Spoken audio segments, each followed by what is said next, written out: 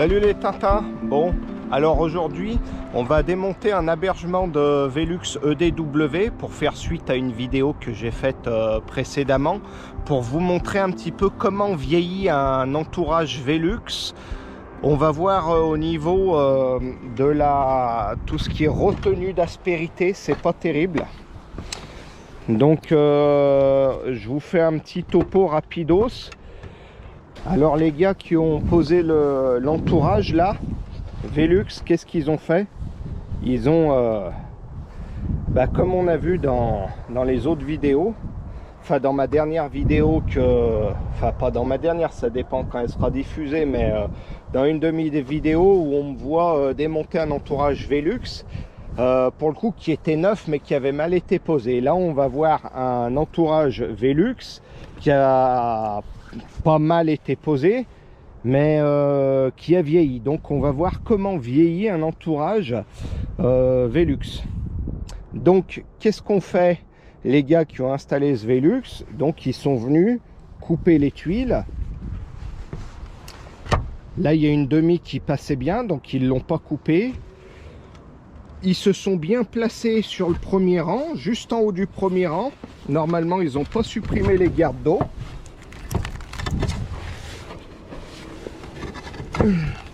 Alors je vous mets sur ma tête.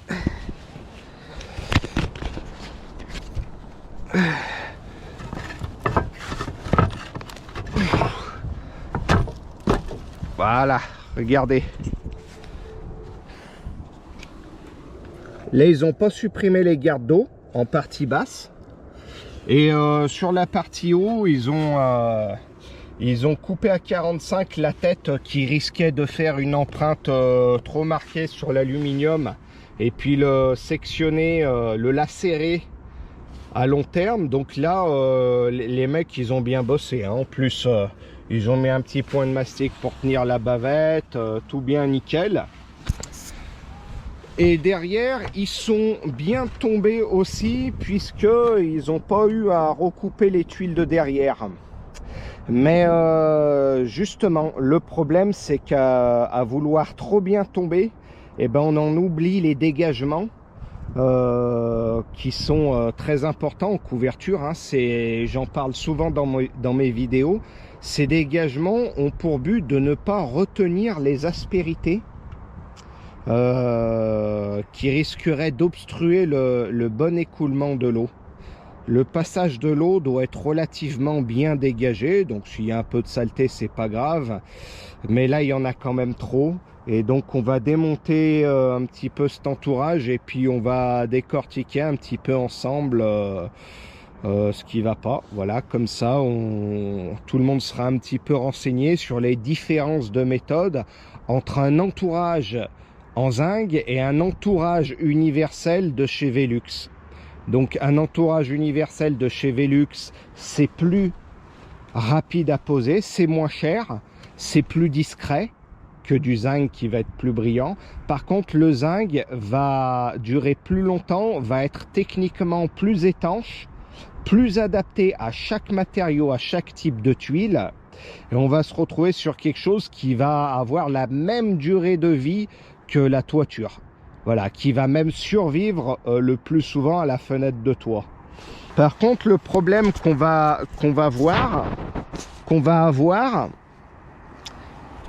sur ce chantier en particulier, c'est que, étant donné l'implantation du Velux, moi je vais comme ces tuiles là touchent le devant de mon Velux, je vais devoir les supprimer et me raccorder avec les tuiles du bas. Donc ça va me faire une grosse bavette. Ces tuiles là pour moi elles n'ont pas de set dégagement, donc je les supprime et je vais me raccorder avec ces tuiles qui sont plus hautes, ce qui va me créer un gros bac arrière.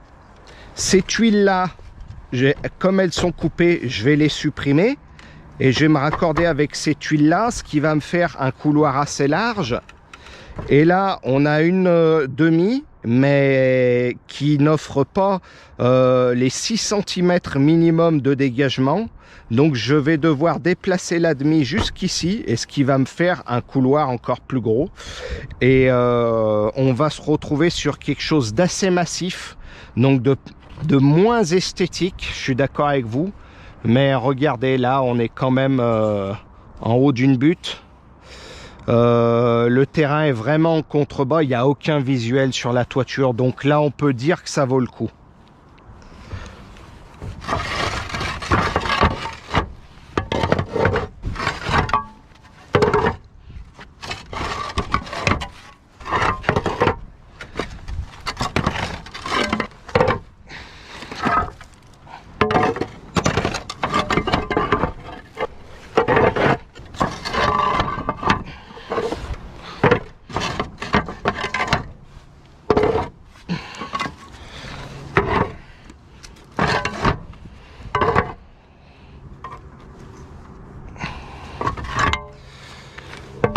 Vous voyez, là, on est sur une tuile de type Oméga 10 de chez Sainte-Foy. C'est une tuile qui est assez rugueuse et qui est très adhérente. On ne glisse pas sur cette tuile. Et là, on a une toiture, un versant qui est bien exposé, donc qui est assez sain. Vous voyez, la couleur est assez rouge. Et là, on a un versant qui est très peu ensoleillé et qui est exposé plein nord. Et on voit qu'elle a vraiment noirci la tuile. Vous voyez ce versant par rapport à celui-là. Donc moi, j'ai mis mon échelle là. Le matin, on arrive à monter juste sur le haut des tuiles. Parce que le creux des tuiles, vous voyez, il est encore noir et ça glisse.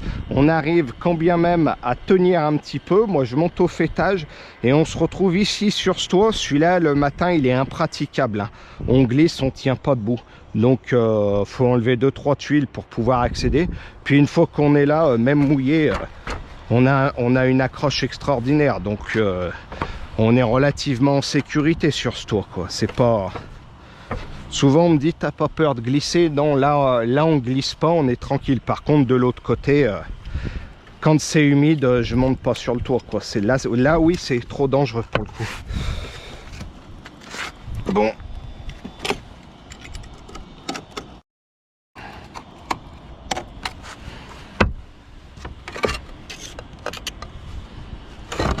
Bon, là on est quand même sur un Velux relativement bien posé, hein.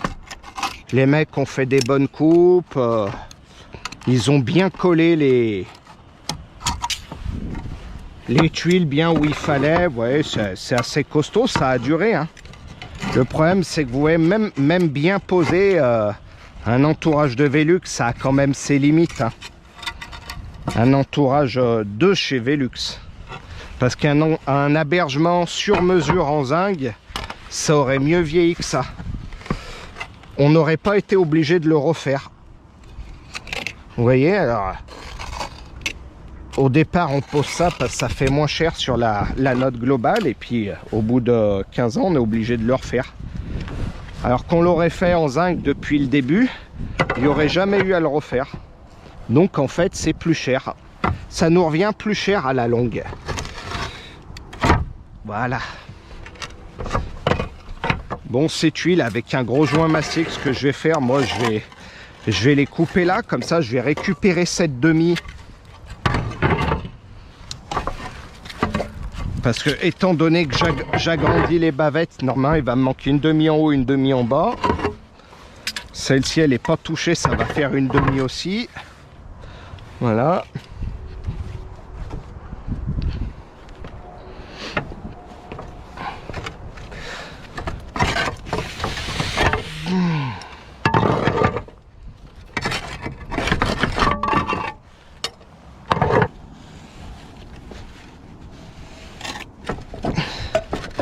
Ouh là, il y a eu la dose, donc ça part direct en bas dans le camion.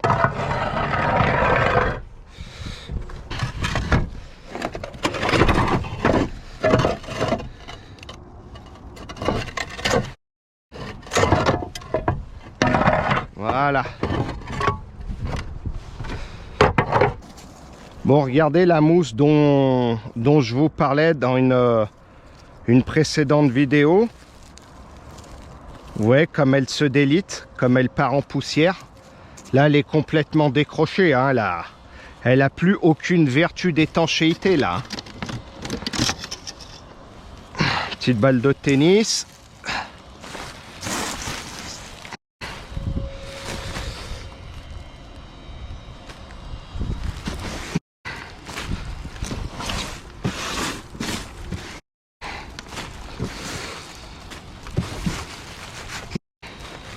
Ouais, là, boum, là ça fuit.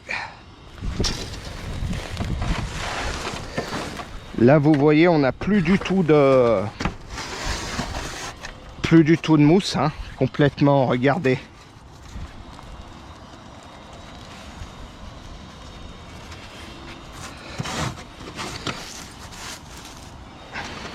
Et pourtant il avait été bien posé, hein, ce Velux, regardez. Ils avaient même un petit peu retroussé le relevé. Ils ont retroussé un petit peu le plomb pour pas que ça fasse la poche ici et pour pas que ça tombe là. Donc là on voit un canal, vous voyez, qui est tout obstrué.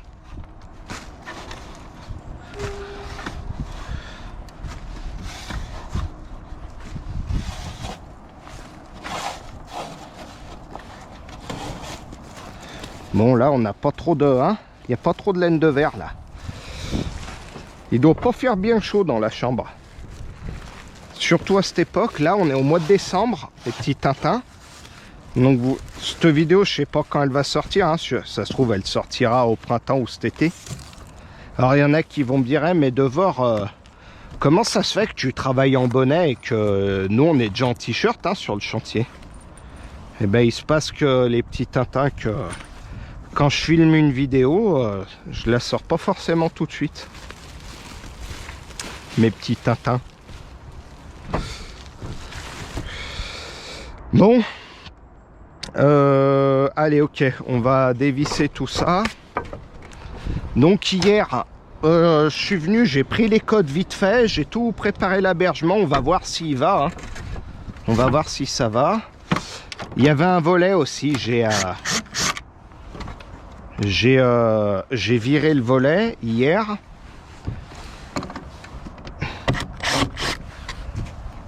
Donc ça, on va les garder.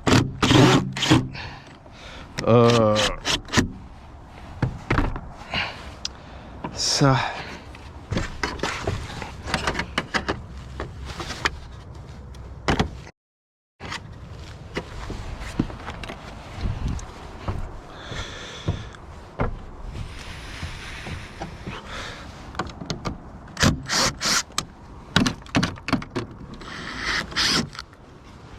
Bon, quelque chose d'intéressant là, c'est comme je vous en avais parlé, le Velux, les entourages de Velux comme ça, la bavette en aluminium plissée là, elle a tendance, je sais même pas ce que c'est ça, ça doit être un peu d'alu avec du goudron dedans, enfin tout mélangé.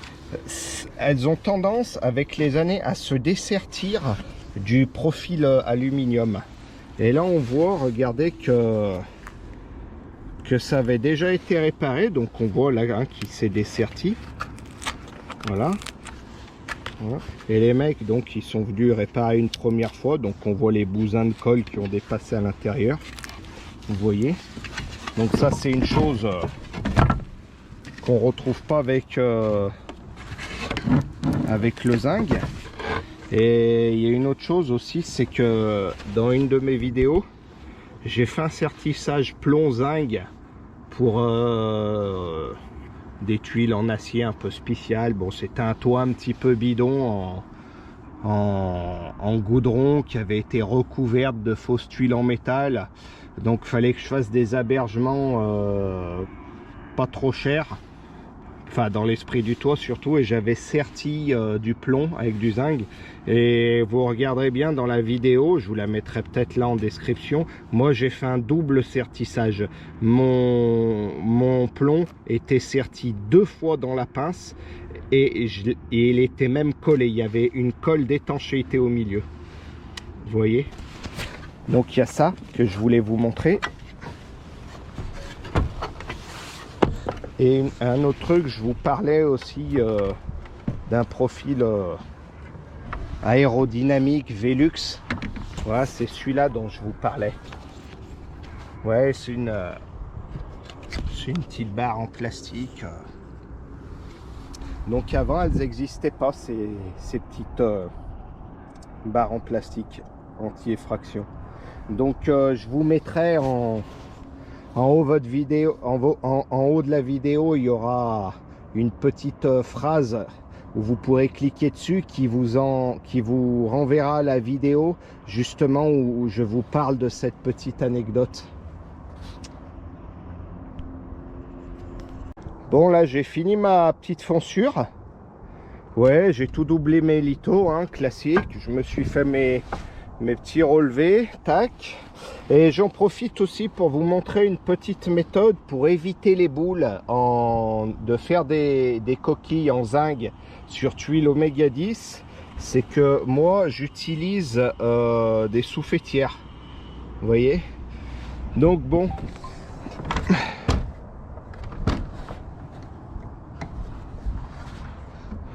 donc en démontant les profils là, je me suis aperçu qu'il manquait des vis là. Donc moi j'en ai toujours un peu dans une boîte là sur moi. Par contre, est-ce que c'est les mêmes que les vis des profils extérieurs, vu que ça tient le vitrage? Tu vois. Oh ouais. Fais voir. Oh, ça a l'air plus long quand même, hein.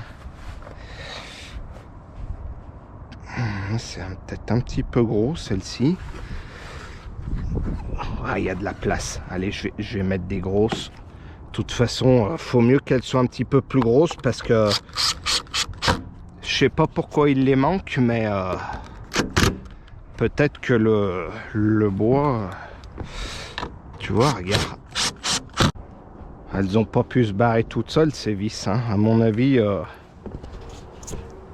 on a dû les enlever, je sais pas pourquoi.